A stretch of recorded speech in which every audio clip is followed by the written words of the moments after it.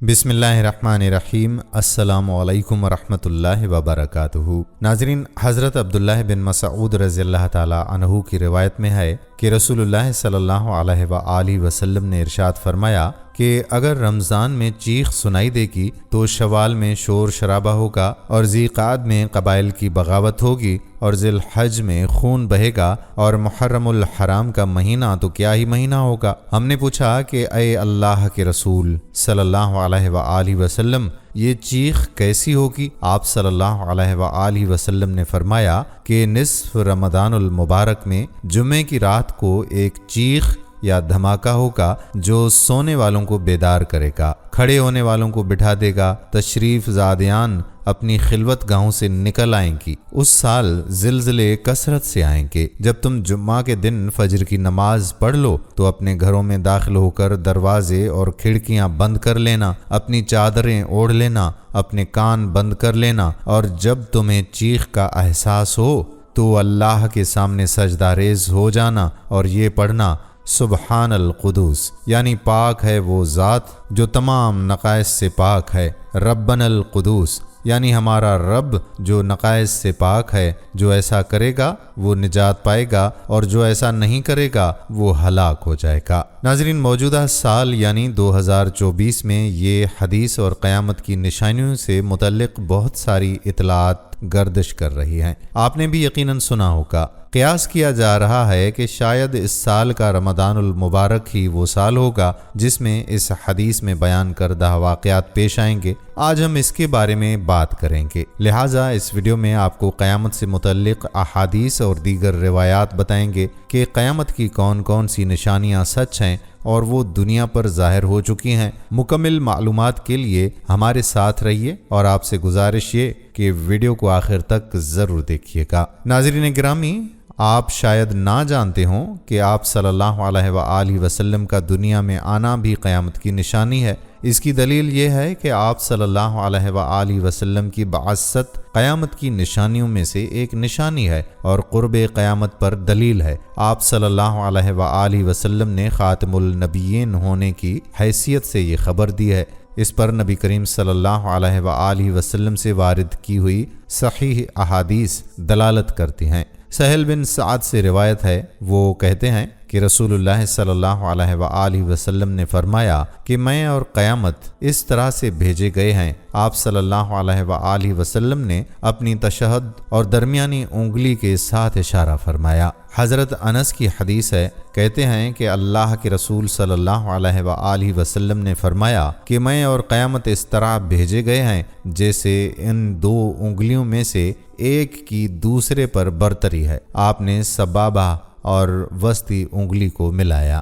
امام قرطبی قیامت کی علامات بیان کرتے ہوئے کہتے ہیں کہ پہلی علامت خود نبی کریم صلی اللہ علیہ وآلہ وسلم ہے، کیونکہ آپ صلی اللہ علیہ وآلہ وسلم نبی الآخر الزماں ہیں۔ آپ کے اور قیامت کے درمیان کوئی نبی نہیں۔ حافظ ابن رجب کا قول ہے، انہوں نے نبی کریم صلی اللہ علیہ وآلہ وسلم کے اس فرمان کو صحیح مسلم میں موجود ہے، اس کی تفسیر یوں کی کہ آپ صلی اللہ علیہ وآلہ وسلم نے سبابہ اور وسطی انگلیوں کو ملایا، یعنی قیامت کا قرب زمانہ ایسا ہے جیسے سبابہ کی وسطی سے قربت ہے کہ آپ کی بعثت کے بعد آپ کے اور قیامت کے درمیان کسی دوسرے نبی کے آئے بغیر قیامت قائم ہوگی، جیسا کہ صحیح حدیث میں آپ صلی اللہ علیہ وآلہ وسلم کا فرمان ہے کہ میں حاشر ہوں، لوگ قیامت کے دن میرے قدموں پر جمع کیے جائیں گے۔ معلوم ہوا کہ حاشر وہ ہے جس کے قدم پر لوگ قیامت کے دن جمع کیے جائیں گے،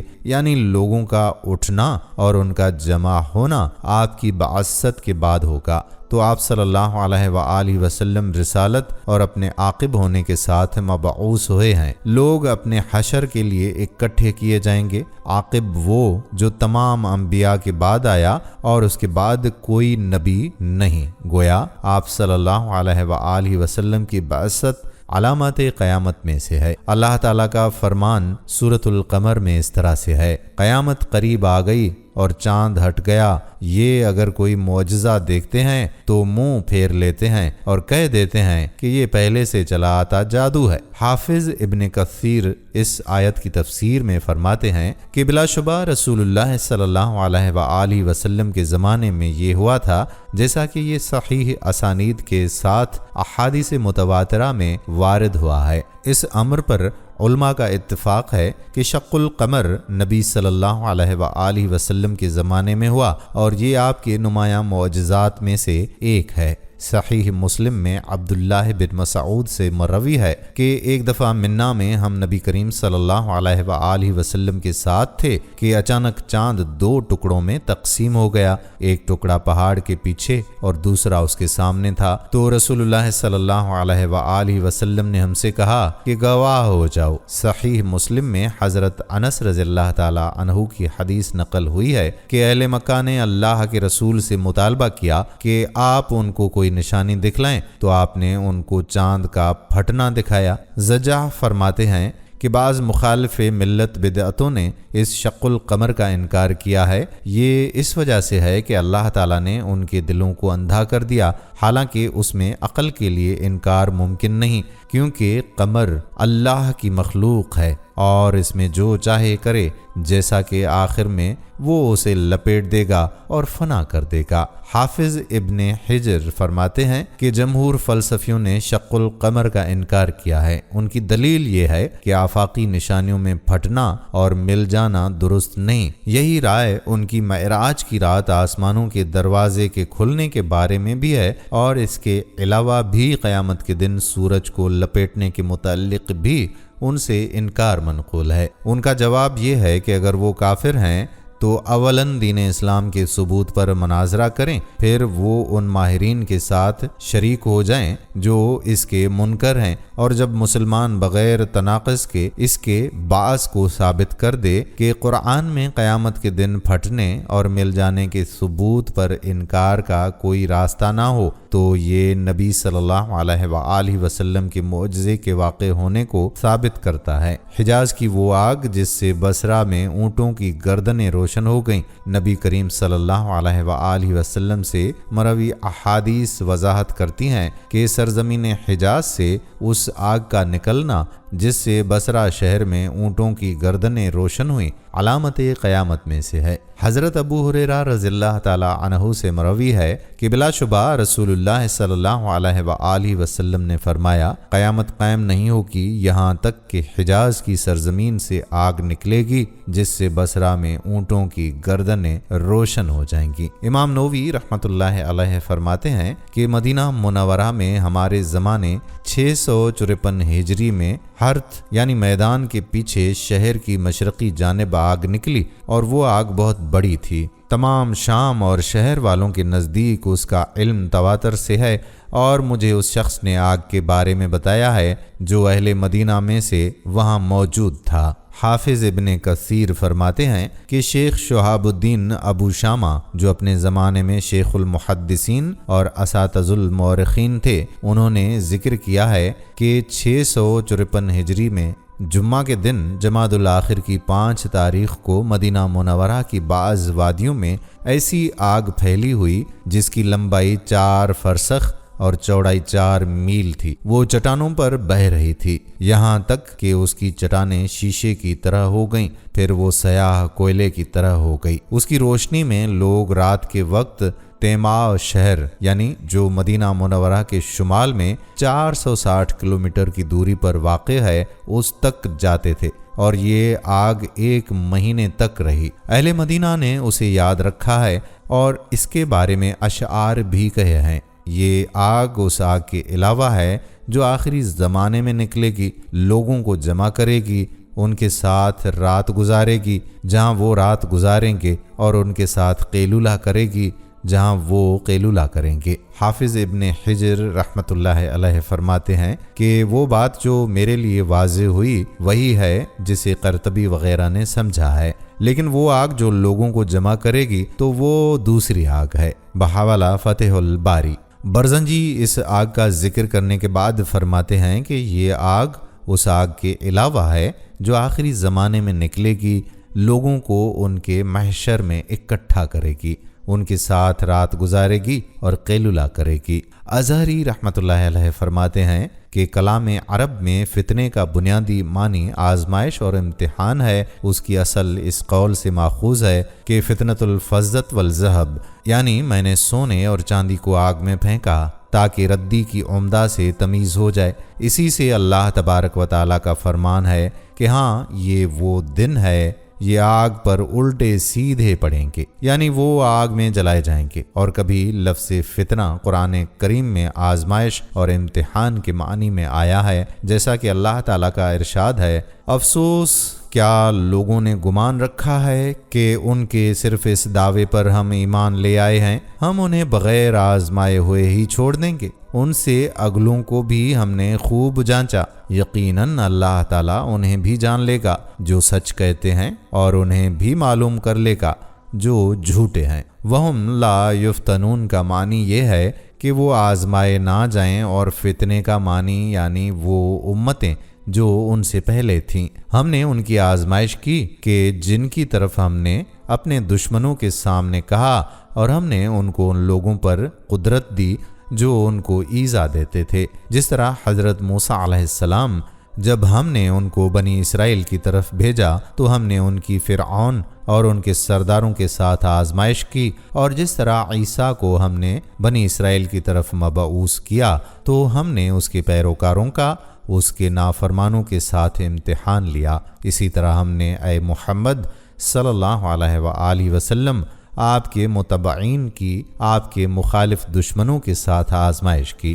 ناظرین، حضرت زبیر بن عدی سے مروی ہے، کہتے ہیں کہ ہم انس بن مالک رضی اللہ تعالی عنہ کے پاس آئے تو ہم نے حجاج سے ملنے والی تکالیف کی آپ سے شکایت کی۔ آپ صلی اللہ علیہ وآلہ وسلم نے فرمایا کہ صبر کرو، تم پر جو زمانہ گزرے گا اس کے بعد اس سے بدتر زمانہ ہوگا، یہاں تک کہ تم اپنے رب سے جا ملو گے۔ حضرت ابو ہریرہ رضی اللہ تعالی عنہ سے روایت ہے کہ بلا شبہ اللہ کے رسول صلی اللہ علیہ وآلہ وسلم نے فرمایا، تم نیک اعمال میں جلدی کرو ان فتنوں سے پہلے جو اندھیری رات کے ٹکڑوں کی طرح ہوں گے۔ اس وقت آدمی صبح کو مومن ہوگا، شام کو کافر، یا شام کو مومن ہوگا اور صبح کو کافر۔ وہ اپنے دین کو دنیا کے فائدے کے بدلے فروخت کرے گا۔ حضرت عبداللہ بن عمر بن عاص رضی اللہ تعالی عنہ کہتے ہیں کہ ہم نبی کریم صلی اللہ علیہ وآلہ وسلم کے ساتھ ایک سفر میں تھے تو ہم نے ایک جگہ قیام کیا۔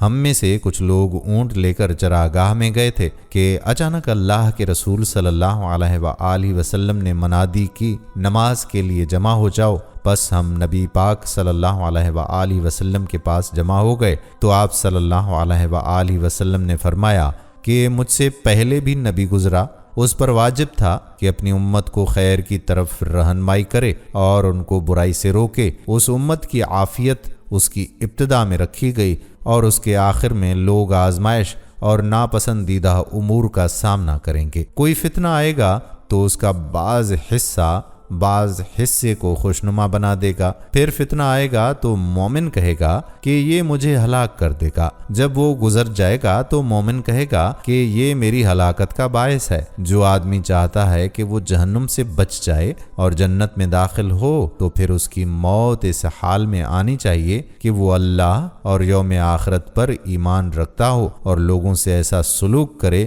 جس کی توقع وہ اپنے لیے کرتا ہے۔ نبی صلی اللہ علیہ وآلہ وسلم نے مسلمانوں کی ایسی امر کی طرف توجہ فرمائی جو لوگوں کو ان فتنوں، برائیوں اور گناہوں سے محفوظ رکھے۔ لہٰذا آپ نے ان کو حکم دیا کہ ان فتنوں سے اللہ کی پناہ پکڑو، اعمال صالحہ میں جلدی کرو، اللہ اور آخرت کے دن پر ایمان کامل رکھو اور مسلمانوں کی جماعت کو لازم پکڑنے کے ساتھ ان فتنوں سے دوری اختیار کرو۔ ناظرین، حضرت حذیفہ رضی اللہ تعالی عنہ سے روایت ہے، وہ فرماتے ہیں کہ لوگ نبی صلی اللہ علیہ وآلہ وسلم سے خیر کے بارے میں سوال کرتے تھے اور میں شر کے بارے میں سوال کرتا، اس ڈر سے کہ میں اس میں گرفتار نہ ہو جاؤں۔ میں نے کہا، اے اللہ کے رسول صلی اللہ علیہ وآلہ وسلم، بلا شبہ ہم جاہلیت کے شر میں تھے تو اللہ تعالی ہمارے پاس اسلام کی خیر لائے، کیا اس خیر کے بعد بھی کوئی شر ہے؟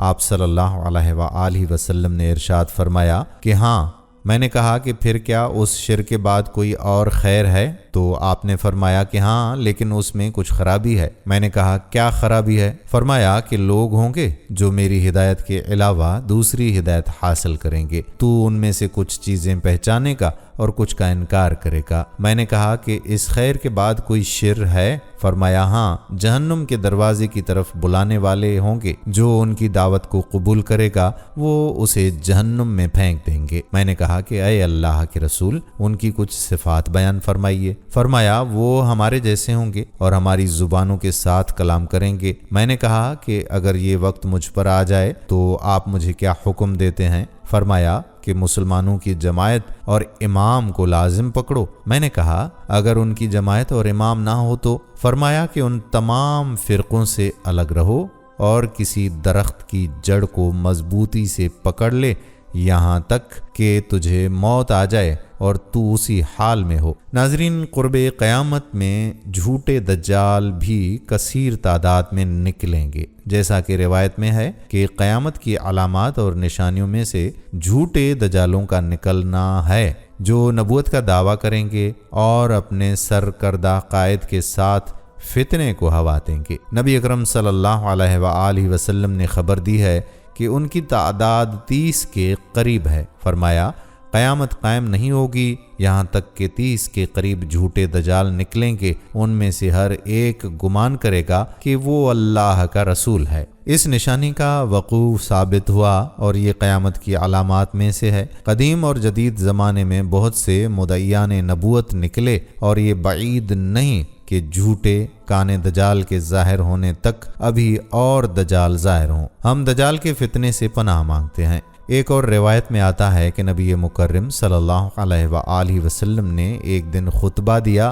فرمایا کہ بلا شبہ اللہ کی قسم قیامت قائم نہیں ہوگی یہاں تک کہ 30 جھوٹے نکلیں گے، ان میں سے آخری جھوٹا کانا دجال ہوگا۔ حضرت ثوبان رضی اللہ تعالی عنہ سے روایت ہے کہ رسول اللہ صلی اللہ علیہ وآلہ وسلم نے فرمایا کہ قیامت قائم نہیں ہوگی یہاں تک کہ میرے امت کے کچھ قبائل مشرکین سے مل جائیں گے اور وہ بتوں کو پوجا کریں گے، اور بلا شبہ میری امت میں 30 جھوٹے ہوں گے، ان میں سے ہر ایک گمان کرے گا کہ وہ نبی ہے اور میں خاتم النبیین ہوں، میرے بعد کوئی نبی نہیں۔ ناظرین، ماضی میں ان لوگوں کی ایک بہت بڑی تعداد ظاہر ہوئی۔ نبی صلی اللہ علیہ وآلہ وسلم کی آخر حیات میں اسود عنسی نے یمن میں دعوی نبوت کیا، اس لحاظ سے یہ اسلام میں اللہ کے رسول صلی اللہ علیہ وآلہ وسلم کے عہد میں پہلا ارتداد ہے۔ اسود عنسی کے جنگجو ساتھی بھی متحرک ہوئے اور وہ یمن کے تمام حصوں پر قابض ہو گئے۔ اس کے بعد نبی صلی اللہ علیہ وآلہ وسلم کو اس واقعے کا علم ہوا تو آپ نے وہاں مسلمانوں کی طرف پیغام بھیجا، جس میں آپ نے انہیں دشمنوں کے سامنے کھڑا ہونے اور ان سے لڑائی کرنے پر ابھار رہے تھے، تو مسلمانوں نے اس پر لبیک کہا اور اسی جگہ اسود کی بیوی کے تعاون سے اسے قتل کیا، کہ جس سے اسود نے اس کے خاوند کے قتل کے بعد زبردستی شادی کر لی تھی، حالانکہ وہ اللہ اور اس کے رسول صلی اللہ علیہ وآلہ وسلم پر ایمان لانے والی تھی۔ اسود کے قتل ہونے سے اسلام اور اہل اسلام کو غلبہ حاصل ہوا اور انہوں نے نبی صلی اللہ علیہ وآلہ وسلم کو اس بارے میں خط لکھا۔ اس رات آسمان سے بھی آپ کو خبر آ گئی تو آپ صلی اللہ علیہ وآلہ وسلم نے اپنے صحابہ کو خبر دی۔ اس جھوٹے نبی کے ظہور سے لے کر اس کے قتل تک 3 ماہ کا عرصہ ہے، اور ایک قول کے مطابق یہ وقفہ 4 ماہ کا تھا۔ اور ان جھوٹے مدعیان نبوت میں سے طلحہ بن خویلد اسدی ہے، جو 9 ہجری کو بنو اسد کے وفد میں نبی صلی اللہ علیہ وآلہ وسلم کی حیات میں نبوت کا دعویٰ کر دیا، تو زرار بن ازور اس کی طرف متوجہ ہوئے، جو کہ بنو اسد پر عامل تھے۔ انہوں نے لوگوں کو مرتد کے خلاف کھڑے ہونے کا حکم دیا، لہٰذا طلحہ کی قوت کمزور ہو گئی، اس کا مواخذہ کرنے کے علاوہ کوئی چارہ نہ بچا۔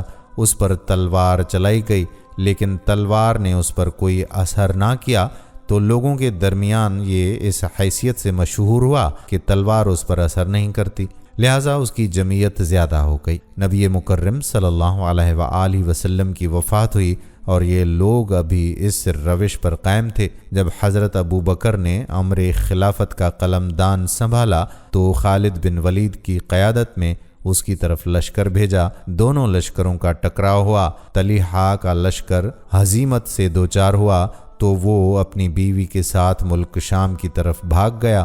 پھر اس کے بعد وہ اسلام لے آیا اور اس کا اسلام بہتر ہو گیا۔ وہ مسلمانوں کے لشکر سے جا ملا اور بڑی جان فشانی کے ساتھ اللہ کے راستے میں جہاد کیا۔ ان جھوٹے مدعیان نبوت میں سے مسیلمہ کذاب بھی ہے، جو بنو حنیفہ کی جماعت کے ساتھ ہجری کے 9ویں سال وفد کے ساتھ نبی پاک صلی اللہ علیہ وآلہ وسلم کے پاس آیا۔ وفد کے یمامہ جانے کے بعد یہ اللہ کا دشمن مرتد مشہور ہوا اور اس کا دعویٰ تھا تاریکی میں اس کے پاس وحی آتی ہے۔ اس کی طرف سیدنا ابو بکر نے خالد بن ولید، عکرمہ بن ابی جہل اور شرحبیل بن حسنہ کی سرپرستی میں لشکر بھیجا تو مسلمان نے اپنے لشکر کے ساتھ ان کا سامنا کیا۔ اس کے پاس 40,000 جنگجو تھے۔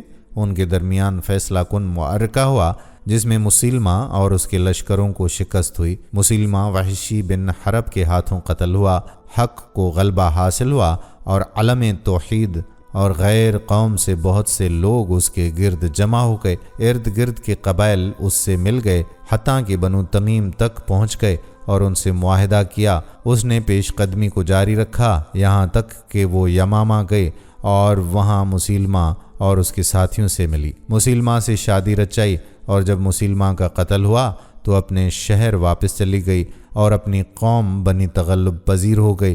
اس کے بعد وہ اسلام لے آئی اور اس کا اسلام بہتر ہوا۔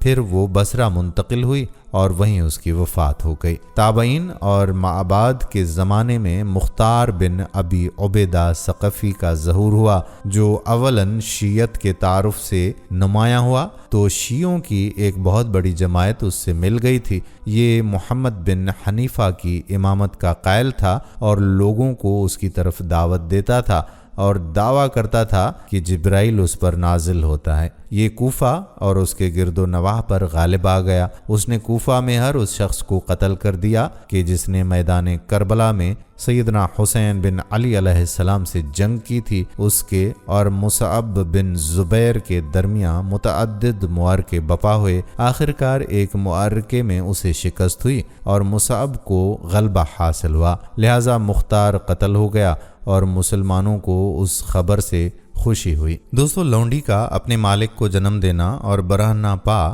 برہنہ بدن اور بکریوں کے چرواہے بلند قامت عمارتوں پر فخر کریں گے۔ یہ ہے قیامت کی وہ نشانیاں جن کی رسول اللہ صلی اللہ علیہ وآلہ وسلم نے خبر دی ہے اور ان میں سے بعض ظاہر بھی ہو چکی ہیں۔ نمبر 1، لونڈی کا اپنی مالکہ یا مالک کو جنم دینا۔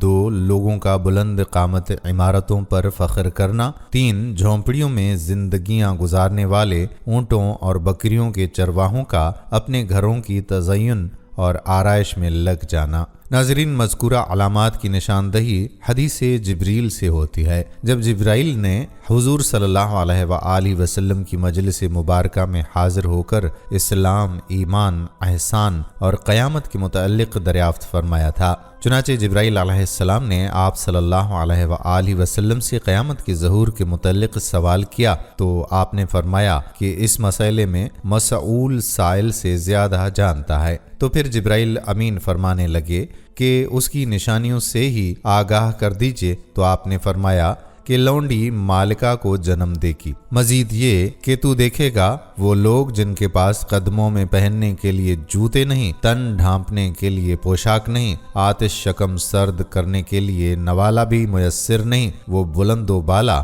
اور رفیع قامت عمارتوں پر فخر کرنے لگیں گے۔ بحوالہ صحیح مسلم، حدیث نمبر 8۔ اس حدیث میں علامات قیامت کے حوالے سے جو بات ذکر کی گئی ہے اس کا مطلب یہ ہے کہ حالات اور قدریں تبدیل ہو جائیں گی، تمام امور کی باغ دوڑ اہل لوگوں کے ہاتھ آ جائے گی، یا ہر کام اپنے غیر محل سے سر انجام پائے گا، یعنی بیٹا آقا ہوگا جبکہ مائیں لونڈیاں ہوں گی، اور یہ ہوگا بھی اس وقت جب اسلام کی وسعت اطراف عالم میں ہوگی، لونڈیوں کی کثرت ہوگی اور لوگ انہیں محل و سراؤں میں رکھیں گے، جس کی وجہ سے ان کے ہاں اولادیں ہوں گی۔ چنانچہ اس معنی میں آدمی اپنی ماں کا مالک ہوگا، کیونکہ ماں تو اس کے باپ کی لونڈی تھی اور باپ کی ملکیت تو اس کی اولاد بیٹا یا بیٹی کی طرف لوٹتی ہے اور وہ باپ کے حسب اور نسب میں شریک ہوتا ہے۔ اسی طرح برہنہ پاؤں برہنہ بدن گڈریوں سے مراد وہ جاہل اور ظالم لوگ ہیں جن کے مالدار ہونے کی وجہ سے اقتدار بدل جائیں گے اور وہ لوگوں کے لیڈر بن جائیں گے۔ بلند و بالا عمارتیں بنانے میں وہ فخر محسوس کریں گے، بلکہ اسے وجہ فخر اور غرور ٹھہرا کے اس میں مسابقت کرنے کی کوشش کریں گے۔ علامہ محمود تویجری فرماتے ہیں کہ عمارتوں میں فخر و غرور سے مراد کہ کئی منزلہ اور سر بفلک گھر تعمیر کریں گے جو بڑے خوبصورت، مزین اور آراستہ اور مضبوط بنیادوں والے ہوں گے۔ مزید یہ کہ بڑے وسیع اور کثیر المجلس ہوں گے۔ یہ سب کچھ ہمارے زمانے میں ہو رہا ہے، جب سے برہنہ پا اور برہنہ لوگوں کے پاس مال و دولت کی فراوانی اور دنیا کی فراوانی آئی ہے۔ علامہ حافظ ابن حجر فرماتے ہیں کہ اگرچہ اس حدیث کے مفہوم میں سلف و خلف کے ہاں اختلاف ہے، لیکن ابن التین فرماتے ہیں کہ اس میں 7 طرح کے اقوال کا اختلاف ہے، لیکن وہ سب آپس میں ملتے جلتے ہیں۔ خطابی فرماتے ہیں کہ اسلام کی وسعت سے مراد اہل اسلام کا سرزمین شرک پر غلبہ ہے۔ خطابی فرماتے ہیں کہ اسلام کی وسعت سے مراد اہل اسلام کا سرزمین شرک پر غلبہ ہے، ان کی اولادوں کو قید کرنا ہے۔ اس وقت جب کوئی شخص لونڈی کا مالک بن کر اس سے بچہ پیدا کرے گا تو وہ بچہ اس لونڈی کا مالک ہوگا، کیونکہ وہ اس کے مالک کا بیٹا ہے۔ امام نووی فرماتے ہیں کہ اکثر علماء نے اگرچہ یہی رائے اپنائی ہے، لیکن مجھے اس رائے کو تسلیم کرنے میں تامل ہے، کیونکہ جب بات آپ نے فرمائی تھی یا اسلام کا آغاز تھا تو اس وقت لونڈیاں مسلمانوں کے لیے بچے جنم دے رہی تھیں، جبکہ حدیث کا سیاق کلام ایسی بات کی طرف اشارہ کر رہا ہے جو ابھی ہوئی نہیں بلکہ قرب قیامت میں واقع ہونی ہے۔ دوسرا قول یہ ہے کہ مالکائیں ایسی ماؤں کو فروخت کریں گی جو اولاد والی ہوں گی۔ یہ کام اتنی کثرت سے ہوگا کہ بادشاہوں کی عادت بن جائے گا کہ اولاد والی لونڈیاں خریدیں۔ ایسے ہی لاشعوری میں بیٹا اپنی ماں کو خریدے گا۔ واضح رہے کہ قیامت کے نزدیک یہ 2 وجہ سے ہوگا، یا تو جہالت کی بنیاد پر ہوگا کہ لوگوں کو یہ پتہ ہی نہیں ہوگا کہ بچوں والی مائیں فروخت کرنا حرام ہے، یا پھر دوسرا یہ کہ لوگ احکام شرعیہ کی مذاق اڑانے کی خاطر یوں کریں گے۔ تیسری رائے یہ ہے کہ یہاں قیامت سے پہلے حالات کی خرابی کی طرف اشارہ ہے۔ نووی فرماتے ہیں کہ اسے اولاد کو ماؤں کے ساتھ سلوک کا مفہوم متعین کرتے ہوئے اس پر محمول نہ کیا جائے کہ جائز بیٹا ہی اپنی ماں کو خریدے گا، بلکہ ان کے علاوہ صورت میں بھی اسے تصور کیا جائے گا، وہ اس طرح سے کہ لونڈی رفیق نکاح یا زنا کی وجہ سے ایک ایسے آزاد کو جنم دیتی ہے، ایسا آزاد جو کہ اس کے حقیقی مالک سے نہیں ہے، پھر لونڈی کو دونوں صورتوں میں جائز بیع کرتے ہوئے فروخت کر دیا جائے گا۔ ایسے ہی اس کے فروخت ہونے کا سلسلہ چلتا رہتا ہے حتیٰ کہ اس کا بیٹا یا بیٹی اسے خرید لے گی۔ چوتھا قول یہ ہے کہ اولاد والدین کی بڑی نافرمان ہو جائے گی۔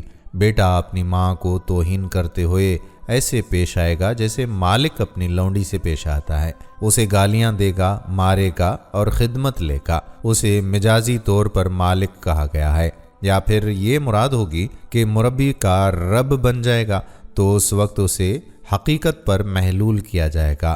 اپنے عموم کے اعتبار سے یہ بہترین توجیہ ہے، کیونکہ حدیث اس بات کی وضاحت کر رہی ہے کہ حالات خراب ہو جائیں گے، معاملات الٹ پلٹ ہو جائیں گے، اور جس کی تربیت کی جاتی ہے خود وہ تربیت کرنے والا ہو جائے گا۔ باقی رہی بات یہ کہ لوگ عمارتوں پر فخر کریں گے تو ہمارے زمانے میں ظاہر ہے لوگ کثرت مال کے سبب تزئین و آرائش کے ساتھ گھروں کو وسیع کرنے میں مسابقت کر رہے ہیں، حتیٰ کہ فقیر و ضرورت مند لوگوں نے بھی کئی منزلہ گھر بنا لیے ہیں اور اس میں سبقت بھی لے رہے ہیں۔ ناظرین، یہ تمام باتیں جن کے صادق و مصدق نبی صلی اللہ علیہ وآلہ وسلم نے خبر دی تھی اور پوری ہو چکی ہیں، جیسا کہ حضرت عمر بن خطاب کی حدیث سے واضح ہے اور عبداللہ بن عباس کی روایت میں بھی آتا ہے کہ جبرائیل علیہ السلام نے آپ سے کہا کہ مجھے قیامت کے متعلق بتائیے، وہ کب آئے گی؟ تو آپ صلی اللہ علیہ وآلہ وسلم نے فرمایا، سبحان اللہ، 5 باتوں کو اللہ کے علاوہ کوئی نہیں جانتا۔ ہاں، اگر تو چاہتا ہے تو میں قیامت کی علامتیں تیرے سامنے بیان کرتا ہوں۔ حضرت جبرائیل علیہ السلام نے کہا کہ ہاں یا رسول اللہ صلی اللہ علیہ وآلہ وسلم، میرے لیے بیان کر دیجیے۔ تو آپ صلی اللہ علیہ وآلہ وسلم نے فرمایا کہ جب تو دیکھے کہ لونڈی نے اپنی مالکہ یا مالک کو جنم دیا ہے اور تو دیکھے کہ بکریوں کے چرواہے عمارتیں بنانے میں فخر محسوس کر رہے ہیں، تو دیکھے کہ بھوکے برہنہ پا اور برہنہ بدن لوگ عوام کے لیڈر بن گئے ہیں، تو سمجھ لینا کہ یہی قیامت کی علامتوں اور نشانیوں میں سے ہے۔ حضرت جبرائیل علیہ السلام نے دریافت کیا کہ یا رسول اللہ صلی اللہ علیہ وآلہ وسلم، بکریوں کے چرواہے برہنہ پاؤ بدن سے کون کون لوگ مراد ہیں؟ تو آپ صلی اللہ علیہ وآلہ وسلم نے فرمایا، اس سے مراد عرب ہیں۔ بحوالہ مسند احمد 342۔ حافظ احمد شاکر کہتے ہیں کہ اس کی سند صحیح ہے۔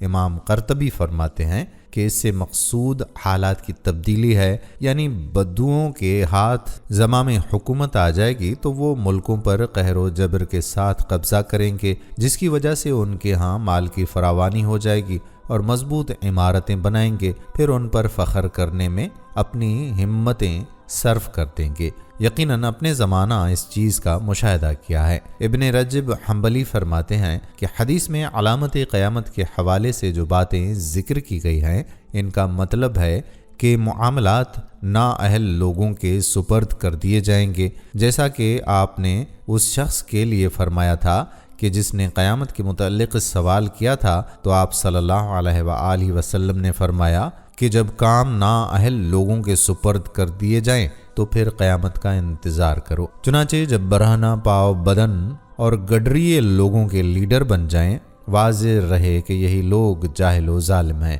اور مالدار عمارتوں میں فخر کریں تو یہی چیز دین و دنیا کے نظام کو خراب کرنے والی ہے۔ حافظ ابن حجر فرماتے ہیں کہ عمارتوں میں فخر سے مراد ہے کہ ہر کوئی جب عمارت بنانے کا ارادہ کرے گا تو وہ چاہے گا کہ میری عمارت دوسرے سے زیادہ بلند ہو، یا پھر یہ کہ عمارتوں کے نقش و نگار اور آرائشوں میں فخر کرے گا، یا اسے بھی زیادہ عام معنی مراد ہو۔ قیامت کی جن نشانیوں کے بارے میں آپ صلی اللہ علیہ وآلہ وسلم نے بتلایا ہے، ان میں سے یہ بھی ہے کہ علم اٹھ جائے گا، جہالت عام ہو جائے گی۔ چنانچہ ابو موسیٰ اور عبداللہ بن مسعود رضی اللہ تعالیٰ عنہ فرماتے ہیں کہ آپ صلی اللہ علیہ وآلہ وسلم نے فرمایا، بلا شبہ قیامت سے پہلے چند دن ایسے بھی آئیں گے جن میں علم اٹھ جائے گا، جہالت اتر پڑے گی اور راس میں قتل و فساد کثرت سے ہوگا۔ بحوالہ صحیح بخاری 7066۔ سیدنا انس سے روایت ہے کہ رسول اللہ صلی اللہ علیہ وآلہ وسلم نے فرمایا، بے شک علم کا اٹھا لیا جانا، جہالت کا عام ہو جانا، شراب پیا جانا اور زنا عام ہو جانا قیامت کی نشانیوں میں سے ہے۔ صحیح بخاری 6808۔ ابو ہریرہ رضی اللہ تعالی عنہ فرماتے ہیں کہ آپ صلی اللہ علیہ وآلہ وسلم نے فرمایا، وہ وقت قریب آ رہا ہے جب عمل کم ہو جائیں گے، فتنے ظاہر ہوں گے اور قتل و فساد بہت زیادہ ہوگا۔ ناظرین، ابن العربی فرماتے ہیں کہ مشائخ کا کہنا ہے کہ علم اٹھ جانے سے مراد ہے علم کا وجود دلوں سے مٹ جائے۔ علم ہم سے پہلوں کے پاس تھا، پھر ہمارے سپرد کیا گیا، اب ہمارے اندر علماء کی موت سے علم اٹھ جائے گا۔ بعض علماء کا کہنا ہے کہ علم کے اٹھ جانے سے مراد ہے بے عملی، چنانچہ لوگ قرآن حفظ تو کریں گے لیکن اس پر عمل نہیں کریں گے۔ میرے نزدیک 3 طریقوں سے علم ختم ہوگا۔ نمبر 1، ایک آدمی گناہ کا ارتکاب کرے گا، چنانچہ اس کے گناہوں کی وجہ سے اس سے علم ختم ہو جائے گا۔ نمبر 2، ایک آدمی قرآن کی قرأت کرے گا اور اس پر عمل نہیں کرے گا۔ نمبر 3، ایک عالم فوت ہوگا اس حال میں کہ اس کے علم سے کسی نے بھی کوئی نفع نہیں اٹھایا ہوگا۔ امام قرطبی اس کی تشریح کرتے ہوئے فرماتے ہیں کہ بے شک قیامت کی نشانیوں میں سے ہے کہ علم قلیل ہو جائے گا، جہالت کثیر ہو جائے گی۔ چنانچہ قلت علم اور کثرت جہل تمام ممالک میں عام ہے۔ فرماتے ہیں کہ میرے نزدیک علم اٹھ جانا اور اس کی قلت سے مراد ہے کہ علم کے مطابق عمل چھوڑ دینا۔ حافظ ابن حجر فرماتے ہیں کہ یہ بھی کہا گیا ہے کہ نقص علم سے مراد ہے کہ پوری دنیا کو نسیان لاحق کر دیا جائے گا، اور یہ بھی کہا گیا ہے کہ نقص علم سے مراد علماء کی موت ہے۔ چنانچہ جب کوئی عالم فوت ہوگا تو اس کا جانشین پیدا نہیں ہوگا۔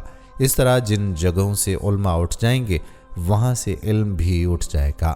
بہاوالہ فتح الباری۔ رفع علم اور کثرت کے بارے میں جتنی احادیث بھی آئی ہیں ان سے مراد ہے کہ علماء فوت ہو جائیں گے، صرف جاہل لوگ رہ جائیں گے، لوگ انہیں لیڈر بنائیں گے، وہ خود بھی گمراہ ہوں گے، دوسروں کو بھی گمراہ کریں گے۔ عبداللہ بن عمر فرماتے ہیں کہ رسول اللہ صلی اللہ علیہ وآلہ وسلم کو فرماتے ہوئے سنا کہ بے شک اللہ تعالیٰ علم کو راہ راست نہیں اٹھا لے گا، بلکہ وہ علماء کو قبض کرنے کے ساتھ علم کرے گا۔ روئے زمین پر کوئی بھی عالم نہیں رہے گا تو لوگ جہلا کو اپنا لیڈر بنائیں گے، ان سے سوال کریں گے، وہ بغیر علم کے فتوے دیں گے، چنانچہ وہ خود بھی گمراہ ہوں گے اور انہیں بھی گمراہ کریں گے۔ ناظرین، سید ابو درداء رضی اللہ تعالی عنہ فرماتے ہیں کہ مجھے افسوس ہے کہ علماء جا رہے ہیں اور تمہارے جہلا علم سیکھتے ہی نہیں۔ لوگوں، علم اٹھ جانے سے پہلے سیکھ لو، کیونکہ علم علماء کے چلے جانے سے اٹھ جاتا ہے۔ اس بات کا کلی مصداق ہمارے زمانے میں ظاہر ہو گیا ہے، چنانچہ علم صرف تھوڑے سے لوگوں کے پاس باقی رہ گیا ہے۔ حسبنا اللہ و نعم الوکیل۔ دوستو، علم کے اٹھائے جانے سے مراد دینی اور شرعی علم کا اٹھ جانا ہے، جیسا کہ آج ہمارے زمانے میں ہوا ہے۔ جہاں تک دنوی یا سائنسی علوم کی بات ہے تو اس میں روز بر روز ترقی ہو رہی ہے اور دنوی مفادات سے متعلق علوم میں بہت سا اضافہ ہو چکا ہے۔ ناظرین، جہاں تک بات ہے اس رمضان میں قیامت آنے کی خبریں گردش کر رہی ہیں، تو اس کے بارے میں آپ کو بتاتے ہیں کہ ایک حدیث یوں بیان کی جاتی ہے کہ حضرت ابو ہریرہ رضی اللہ تعالی عنہ سے روایت ہے کہ رسول کریم صلی اللہ علیہ وآلہ وسلم نے فرمایا کہ رمضان میں آواز ہوگی اور ذی-القعدہ میں قبائل کی بغاوت ہوگی اور ذی الحج میں حاجیوں کو لوٹا جائے گا۔ دوسری روایت میں آتا ہے کہ رسول اللہ صلی اللہ علیہ وآلہ وسلم نے فرمایا کہ رمضان میں ایک آواز سنائی دے گی، شوال میں شور برپا ہوگا اور ذی-القعدہ میں قبائل کی باہمی کشمکش ہوگی۔ اس سال حاجیوں کو لوٹا جائے گا اور منا میں بڑا کشت و خون ہوگا، بہت سے لوگ قتل ہو جائیں گے، وہاں اس وقت خون ریزی ہوگی جبکہ وہ جمرہ عقبہ میں ہوں گے۔ اس حوالے سے بہت ساری روایات اور بھی آئی ہیں، جیسا کہ محمد بن علی رحمۃ اللہ علیہ کا قول ہے کہ ہمارے مہدی دو نشانیاں ہیں جو زمین و آسمان کی تخلیق سے لے کر آج تک نظر نہیں آئی ہیں۔ رمضان کی پہلی رات چاند کو گرہن لگے گا اور 15 رمضان کو سورج کو گرہن لگے گا۔ جب سے اللہ نے زمین و آسمان کو پیدا کیا ایسا نہیں ہوا۔ یہ بات حقیقت ہے کہ سورج گرہن ہمیشہ چاند کی شروع کی تاریخوں میں ہوتا ہے، جبکہ چاند گرہن ہمیشہ ایام بیض یعنی 13، 14 اور 15 تاریخوں کو ہوتا ہے، لیکن ظہور مہدی سے ماقبل رمضان میں یہ ترتیب بدل جائے گی۔ ولید سے روایت ہے کہ آخری زمانے میں سفیانی کے ہاتھوں ہم اہل دمشق پر رمضان کے دنوں میں مصائب کے پہاڑ ٹوٹتے دیکھیں گے، پس لوگوں کی کثیر تعداد رمضان کے مہینے میں ہلاک ہوگی۔ دمشق کی طرف سے سفیانی کا ظہور ہوگا، اس کے ساتھ قبیلہ کلب کے لوگوں کی اکثریت ہوگی، لوگوں کا خون بہانا اس کی خاص عادت ہوگی، یہاں تک کہ حاملہ عورتوں کے پیٹ چاک کر دیے جائیں گے اور بچوں کو ہلاک کر دیا جائے گا۔ وہ جب حضرت مہدی علیہ السلام کے خروج کی خبر سنے گا تو ان سے جنگ کرنے کے لیے لشکر بھیجے گا۔ ناظرین، یہ بھی عجیب اتفاق ہے کہ اکثر رمضان المبارک میں دنیا کے اکثر علاقوں بشمول حرمین شریفین سمیت جمعے کی شب 15ویں شب ہو چکی ہے۔ یہ بات بھی اپنی جگہ پر درست ہے کہ یہ کوئی پہلا موقع نہیں کہ رمضان المبارک میں جمعہ کی شب میں 15ویں شب ہو، اور یہ بات بھی ذہن میں رہے کہ کسی بھی ایسے اتفاق کے بارے میں حتمی طور پر نہیں کہا جا سکتا کہ یہ وہی رمضان المبارک ہے جب تک کہ وہ واقعہ ظہور نہ ہو جائے اور آگے آنے والی نشانیاں بھی جو کہ احادیث میں بیان کر دی گئی ہیں اس کی تصدیق نہ کر دیں۔ رمضان المبارک کی ان نشانیوں سے متعلق گو کہ احادیث ضعیف ہیں، مگر ان کی تعداد کثیر ہے، اور چونکہ یہ احادیث کسی عقیدے اور شرعی مسئلے سے متعلق بحث نہیں کرتی، صرف ان میں واقعات سے متعلق خبر ہے، لہٰذا ایسے کسی بھی موقع پر ہمیں ان احادیث کو پیش نظر رکھنا چاہیے۔ اگر اس سے مشابہہ کسی واقعے کا ظہور ہو جائے تو اس سلسلے میں علماء کرام اور اہل علم پر لازم ہوگا کہ اصل حقیقت کو جانیں اور امت کی صحیح رہنمائی کریں۔ ہماری رائے میں دیکھا جائے تو آپ صلی اللہ علیہ وآلہ وسلم کا زمانہ جو 1400 سال پہلے گزر چکا ہے وہ بھی قیامت کی نشانیوں میں سے ہی ایک ہے، کیونکہ آپ صلی اللہ علیہ وآلہ وسلم دنیا کے آخری نبی ہیں اور اللہ تعالیٰ نے انسانوں کے لیے اپنی ہدایت بھی تمام کر دی۔ رفتہ رفتہ کر کے قیامت کی کئی نشانیاں پوری ہو چکی ہیں اور ابھی تک لاتعداد فتنوں سے اس دنیا کا واسطہ پڑ چکا ہے۔ بالکل اسی طرح اگر رمضان المبارک میں چیخ والی روایات میں بھی کوئی صداقت ہے تو یقینی طور پر وہ رمضان دنیا کا آخری رمضان ہوگا، اس لیے حتمی طور پر نہیں کہا جا سکتا کہ وہ اس سال کا رمضان ہوگا، کیونکہ ابھی چند نشانیوں کا ظہور باقی ہے۔ ہماری رائے ہے کہ علماء کرام کو اس معاملے میں عوام کو باخبر کرنا چاہیے۔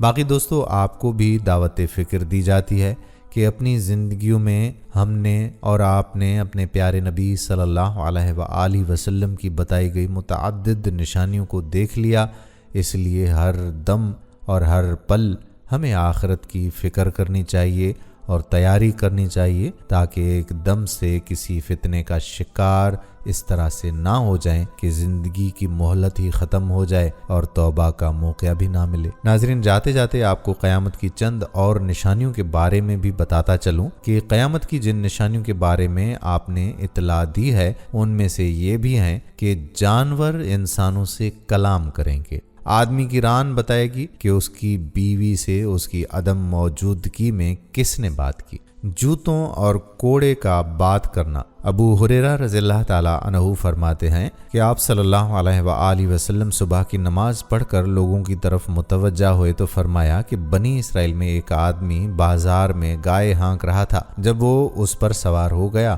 اور اسے مارا تو گائے کہنے لگی کہ ہم ان کاموں کے لیے پیدا نہیں کیے گئے ہیں، ہم صرف کھیتی کے لیے پیدا کی گئی ہیں۔ لوگوں نے یہ حال دیکھ کر کہا، سبحان اللہ، گائے بھی باتیں کرتی ہے۔ آپ صلی اللہ علیہ وآلہ وسلم نے فرمایا کہ میں ابو بکر اور عمر اس پر ایمان لاتے ہیں، حالانکہ ابو بکر اور عمر وہاں نہ تھے۔ پھر فرمایا کہ بنی اسرائیل میں آدمی اپنی بکریوں کے میں تھا، اچانک ایک بھیڑیے نے ان پر چھلانگ لگائی اور ایک بکری اچک کر لے گیا۔ یہ آدمی اس بھیڑیے کے پیچھے گیا حتیٰ کہ بھیڑیے کے منہ سے بکری چھین لی تو بھیڑیا کہنے لگا، اے شخص، آج تو نے اس سے مجھ سے چھڑا لیا ہے، قیامت کے قریب درندوں کے دن اس کی کون حفاظت کرے گا جب میرے علاوہ اس کا کوئی محافظ نہیں۔ لوگ یہ سن کر تعجب سے کہنے لگے، سبحان اللہ، بھیڑیا بھی باتیں کرتا ہے۔ آپ صلی اللہ علیہ وآلہ وسلم نے فرمایا،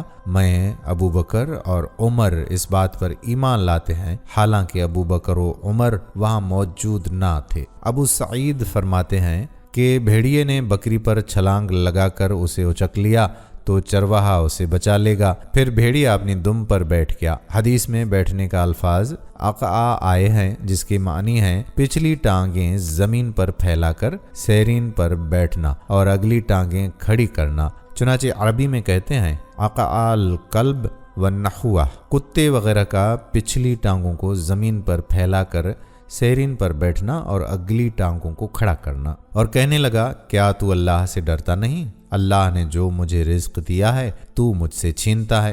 آدمی کہنے لگا کہ تعجب ہے، بھیڑیا اپنی دم پر بیٹھ کر انسانوں کی طرح کلام کرتا ہے۔ تو پھر بھیڑیا کہنے لگا کہ کیا اس سے بھی زیادہ تعجب والی بات کی میں تجھے خبر نہ دوں، اور وہ یہ کہ محمد صلی اللہ علیہ وآلہ وسلم یثربی اس بارے میں لوگوں کو پہلے ہی آگاہ کر چکے ہیں۔ وہ اس طرح سے کہ ایک چرواہا ایک دن اپنی بکریوں کو ہانکتا ہوا مدینہ میں داخل ہوا، وہ انہیں مدینہ کے کسی گوشے میں لے گیا۔ اسی دوران آپ نے حکم دیا کہ نماز کی بنادی ہو۔ پھر آپ نکلے اور چرواہے سے کہا کہ انہیں بتاؤ، تو اس نے بتا دیا۔ پھر آپ صلی اللہ علیہ وآلہ وسلم نے فرمایا، اس نے سچ بولا ہے، اس ذات کی قسم جس کے ہاتھ میں میری جان ہے، قیامت اس وقت تک قائم نہیں ہوگی جب تک درندے انسانوں سے کلام نہیں کریں گے، اور جب تک آدمی کے جوتے کا تسمہ، چابک کا کنارہ بات نہیں کرے گا، اور آدمی کی ران اسے خبر دے گی کہ اس کی بیوی نے اس کے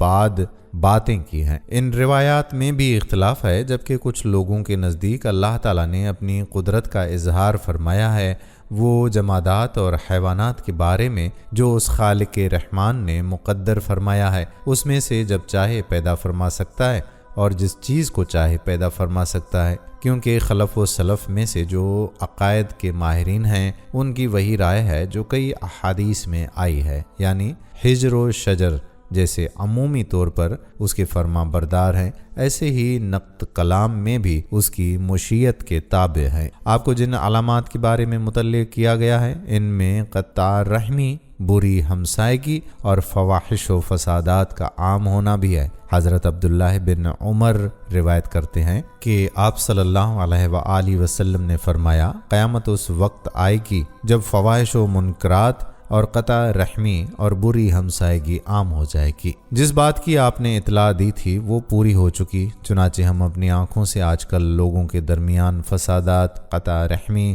اور ہمسائیگی کا برا سلوک دیکھ رہے ہیں۔ محبت کی جگہ بغض اور نفرت نے لے رکھی ہے۔ آج پڑوسی کو پہچانتا ہی نہیں ہے، عزیز و اقارب ایک دوسرے کی موت و حیات سے بھی بے خبر ہیں۔ ان کے باہمی رویوں پر حسبنا اللہ و نعم الوکیل ہی کہہ سکتے ہیں، جبکہ قرآن و سنت میں قطع رحمی پر بڑی تنبیہ کی گئی ہے اور اسے جنت سے محرومی اور دوری کا سبب بھی قرار دیا گیا ہے۔ قرآن کریم میں ارشاد باری تعالیٰ ہے، اب کیا تم لوگوں سے اس کے سوا اور بھی کوئی توقع کی جا سکتی ہے کہ اگر تم الٹے منہ پھیر گئے تو زمین پر فساد برپا کرو گے اور آپس میں ایک دوسرے کے گلے کاٹو گے؟ اور آپ صلی اللہ علیہ وآلہ وسلم کا فرمان ہے کہ قطع رحمی کرنے والا جنت میں داخل نہیں ہوگا۔ ناظرین، یہ تھی ہماری آج کی ویڈیو۔ ہم امید کرتے ہیں کہ آپ کو ہماری آج کی ویڈیو پسند آئی ہوگی۔ اگر ویڈیو پسند آئی ہے تو اس ویڈیو کو لائک بھی کریں اور اپنے پیارے دوستوں کے ساتھ اسے شیئر بھی کریں۔